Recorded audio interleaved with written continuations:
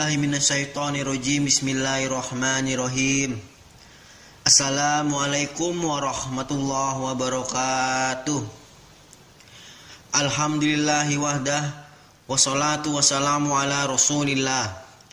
Saudara-saudaraku Sarung Dakwah Channel rahimakumullah. Kali ini kita akan menceritakan kisah tentang Abu Ubaidah bin Jarrah. Beliau sosok orang yang kuat dan ia dijuluki sebagai kepercayaan umat. Nama lengkapnya adalah Amir bin Abdullah bin Jarrah al-Fihri al-Quraisy, namun lebih dikenal dengan Abu Ubaidah bin Jarrah. Wajahnya selalu berseri, matanya bersinar, ramah kepada semua orang sehingga mereka simpati kepadanya. Di samping sifatnya yang lemah lembut, dia sangat tawadhu dan pemalu. Tapi bila menghadapi suatu urusan penting, ia sangat cekatan bagai singa jantan. Abdullah bin Umar pernah berkata tentang orang-orang yang mulia. Ada 3 orang Quraisy yang sangat cemerlang wajahnya, tinggi akhlaknya, dan sangat pemalu. Bila berbicara, mereka tidak pernah dusta, dan apabila orang berbicara, mereka tidak cepat-cepat mendustakan. Mereka itu adalah Abu Bakar As-Siddiq, Utsman bin Affan, dan Abu Ubaidah bin Jarrah. Abu Ubaidah termasuk kelompok pertama sahabat yang masuk Islam. Dia masuk Islam atas ajakan Abu Bakar As-Siddiq. Sehari setelah Abu Bakar masuk Islam, waktu menemui Rasulullah SAW, dia bersama-sama dengan Abdurrahman bin Auf, Utsman bin Maz'un, dan Arqam bin Abi Arqam untuk mengucapkan syahadat di depan beliau. Oleh sebab itu, mereka tercatat sebagai pilar pertama dalam pembangunan mahligai Islam yang agung dan indah. Dalam kehidupannya sebagai muslim, Abu Ubaidah mengalami masa penindasan yang kejam dari kaum Quraisy di Mekah sejak permulaan sampai akhir. Dia turut menderita bersama kaum muslimin lainnya.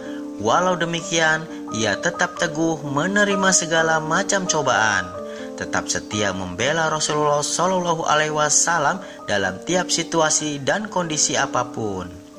Dalam perang Badar, Abu Ubaidah berhasil menyusup ke barisan musuh tanpa takut mati. Namun tentara berkuda kaum musyrikin menghadang dan mengejarnya kemanapun ia berlari.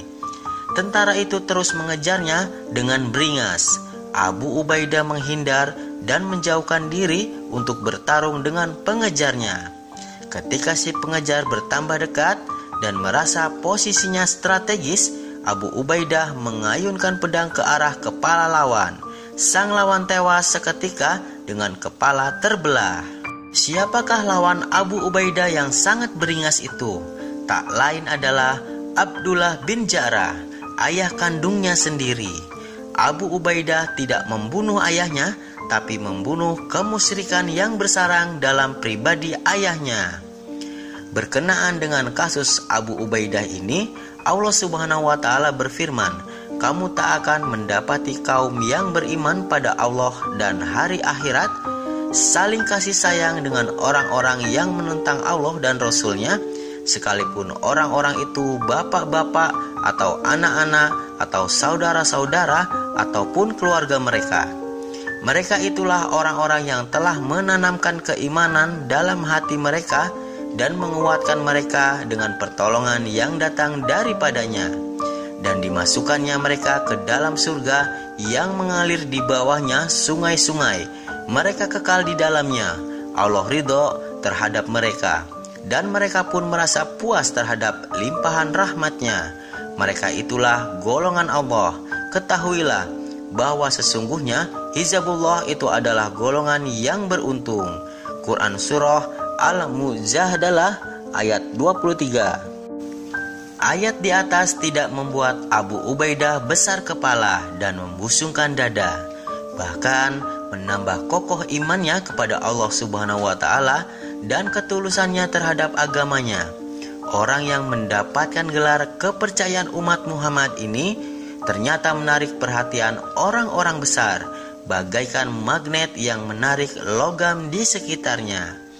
Pada suatu ketika, utusan kaum Nasrani datang menghadap Rasulullah Shallallahu Alaihi Wasallam seraya berkata, "Wahai Abu Qasim, kirimlah kepada kami seorang sahabat Anda yang pintar menjadi hakim tentara harta dan menyebabkan kami berselisih sesama kami. Kami senang menerima putusan yang ditetapkan kaum muslimin. Datanglah sore nanti, saya akan mengirimkan kepada kalian orang kuat yang terpercaya," kata Rasulullah Shallallahu Alaihi Wasallam. Umar bin Al-Khattab berujar, "Aku ingin tugas itu tidak diserahkan kepada orang lain, karena aku ingin mendapatkan gelar orang kuat yang terpercaya." Selesai sholat, Rasulullah Shallallahu Alaihi Wasallam menengok ke kanan dan ke kiri.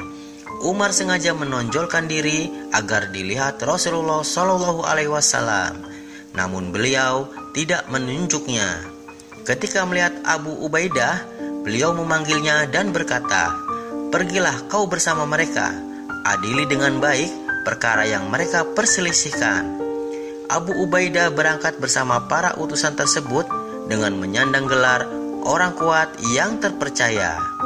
Abu Ubaidah selalu mengikuti Rasulullah Shallallahu Alaihi Wasallam berperang dalam tiap peperangan yang beliau pimpin hingga beliau wafat. Dalam musyawarah pemilihan khalifah yang pertama, Umar bin Al-Khattab mengulurkan tangannya kepada Abu Ubaidah seraya berkata, "Aku memilihmu dan bersumpah setia karena aku pernah mendengar Rasulullah Shallallahu Alaihi Wasallam bersabda, sesungguhnya tiap-tiap umat mempunyai orang kepercayaan dan orang paling dipercaya dari umat ini adalah engkau." Abu Ubaidah menjawab, "Aku tidak mau mendahului orang yang pernah disuruh Rasulullah untuk mengimami kita sholat sewaktu beliau hidup." Akhirnya mereka sepakat untuk memilih Abu Bakar menjadi khalifah pertama, sedangkan Abu Ubaidah diangkat menjadi penasehat dan pembantu utama khalifah. Setelah Abu Bakar wafat, jabatan khalifah pindah ke tangan Umar bin Al-Khattab. Abu Ubaidah selalu dekat dengan Umar dan tidak pernah menolak perintahnya. Pada masa pemerintahan Umar, Abu Ubaidah memimpin tentara muslimin menaklukkan wilayah Syam.